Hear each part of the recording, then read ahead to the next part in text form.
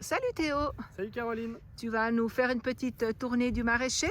c'est ça, on se retrouve Pour- au début de l'automne. Voilà, on a Et un du peu de coup, la peine à croire avec ce beau c'est temps, ça, hein, on a on l'impression va- d'être en plein été. On va voir ce que ça donne du coup au potager. D'accord, Donc là on a les céleris pommes. Donc ici on voit qu'ils commencent à grossir et à sortir de la terre.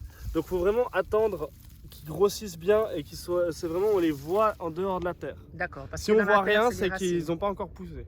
D'accord, Voilà. Donc ça c'est assez facile à récolter, c'est vraiment on voit une grosse pomme et on la prend. ok. Ici on a après les Courgettes. poireaux qu'on va rien, Ah, pardon. on en fait rien pour l'instant, on laisse C'est un peu pousser. petit, ok. Et les courgettes on va les laisser sur place. Et on peut, en fait c'est la fin de la saison pour les courgettes, donc on va simplement, on peut hacher sur place les feuilles et puis on les laisse comme un petit paillage.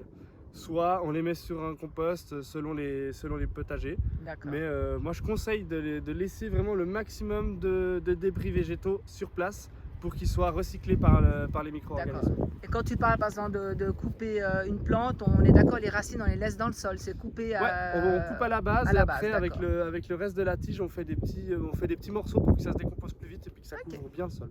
Parfait. Ici on a les choux, Oh, les choux des choux pointus. pointus qui sont vraiment qui ont bien poussé. Monstrueux. Donc on voit là qu'ils ont commencé à bien et puis ils sont bien durs. Mhm. Donc on sent qu'ils sont bien durs dedans, donc ils ont bien gonflé. Donc c'est à ce moment-là qu'on va pouvoir les prendre. D'accord, Quand ils sont bien gros et bien durs. parfait. Là, il y a une partie toute nue. C'est ça. Alors elle est née pour l'instant, mais il y a un couvert végétal. Mhm. C'est un paillage naturel, l'engrais vert, on peut l'appeler un peu de différentes sortes. Et du coup là c'est vraiment au lieu d'avoir de la paille, on va mettre des éléments vivants, enfin des plantes vivantes pour couvrir le sol. D'accord. Et là c'était à la place des haricots. Et puis donc la vieille paille, eh ben, on peut la mettre sous les autres pousser. plantes en attendant. D'accord. Et puis comme ça on continue de stocker cette paille, de faire travailler le sol à cet endroit-là. D'accord. Surtout que les choux, ils sont assez demandeurs, donc on peut leur donner un peu à manger. C'est Comme ça, exactement. D'accord. Juste peut-être encore une précision pour les haricots. Donc c'est important de remettre les tuteurs, comme pour les tuteurs de tomates, de les remettre aux endroits prévus à cet effet dans les Ouais. potagers. C'est ça. Et de ne pas mettre, s'il y a des ficelles en plastique, de les reprendre et de les jeter chez soi à la poubelle, de surtout Ouais, pas les on laisser fait au attention potager. parce que les composts, c'est vraiment le plastique, on voit, ça traîne tout le temps dans les composts, donc on va essayer d'éviter d'en mettre. Oui, ça serait bien. Ici, on a les patates douces. Donc celle-ci, Oh, un pour tapis de l'instant, il patates fait douces. beau, donc on peut les laisser. On va garder encore une semaine, Mhm. mais après, à partir de l'automne, on peut commencer à les récolter. D'accord, parce que ça devient tentant. On les C'est voit ça, poindre exactement. le bout de leur nez. Là, on a la fin des poivrons. Il en reste encore quelques-uns. On peut les laisser colorer tant qu'il fait beau. Mhm. Et après, on fait la même chose qu'avec les courgettes. On peut laisser les débris végétaux sur place. D'accord. On les hache et puis on les laisse sur place pour vraiment pour garder toute cette énergie qui a été prise dans le sol pour la remettre dans le sol. D'accord. Puis donc récolter les poivrons verts, c'est possible aussi. Hein, Oui. si on a... Ouais, ils vont être Ils ont un peu pas plus le temps de amers, rougir. mais ils sont tout à fait mangeables. D'accord. Ah, on a les choux de Bruxelles. Les choux de Bruxelles, on va attendre. C'est ce qui va nous nourrir un peu cet hiver, pardon. D'accord. Pas cet été du tout. Et puis voilà, après, là on retrouve des céleri pommes. Et là on a des carottes. Des carottes. Donc Alors les là aussi, carottes, ça on va les nous prend nourrir un tout peu l'hiver. au fil de ce qu'on en a besoin. D'accord. Ok.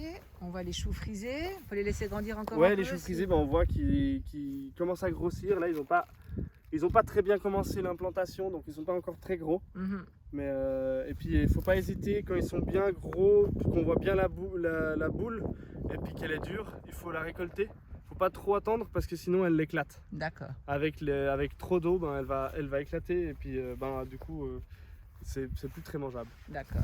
On va le céleri branche, donc il est Céleri beaucoup branche, plus jaune que le céleri exactement, pomme. qu'on peut prendre, qu'on peut récolter Sur la mesure. comme on fait sur la côte de Bête qui est juste à côté. On D'accord. prend les fans extérieurs. D'accord. La côte de bête, on peut en récolter tout l'hiver. Ouais. Et puis les céleri branches, ça va jusqu'au Céleri gelé. branche, ça va avoir plus de peine pendant cet hiver. S'il y a des gros gels, ça meurt. D'accord. Mais jusque là, on pourra récolter ça. Ok. Là, on va les panais. On a les panais sont ici. bientôt prêts. Ouais, alors il y en a déjà des gros. On voit que le feuillage il s'est bien développé, donc ça veut dire que la racine aussi s'est bien développée dessus. D'accord. Alors là, on regarde un peu le collet comme les carottes et puis on C'est peut, ça, on peut on voir gratte si... un petit peu puis on regarde à quoi ça ressemble. D'accord. Ok. Ici on a du basilic, du coup à récolter pour faire du pesto avant les premières gelées parce que sinon après il fane.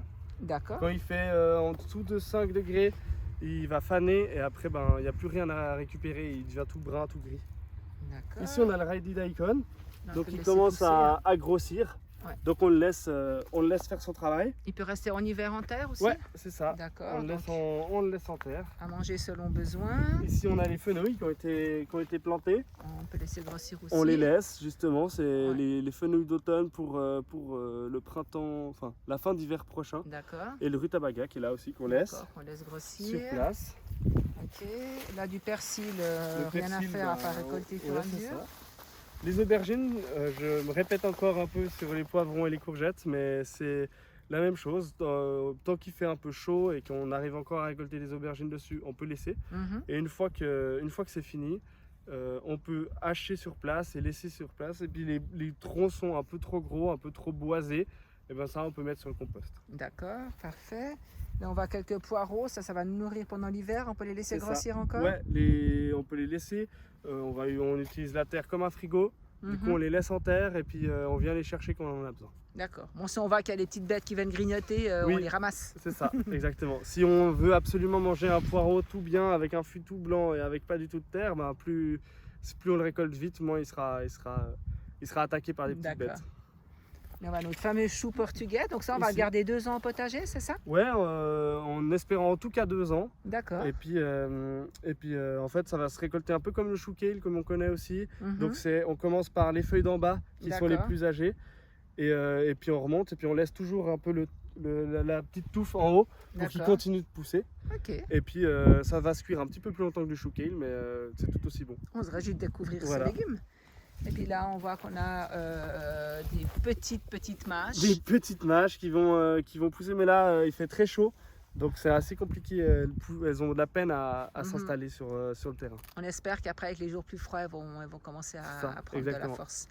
Et puis là, on voit aussi des betteraves rouges. Donc là aussi, à récolter selon besoin. Juste là, ouais, après là elle n'est pas encore très grosse. Non. On voit qu'elle pousse encore un peu, donc on peut la laisser D'accord. tant qu'elle est poussante. Et puis pour ceux Et qui ont encore puis des ici, colraves Les colraves, à ramasser sur nos besoins. c'est là, D'accord.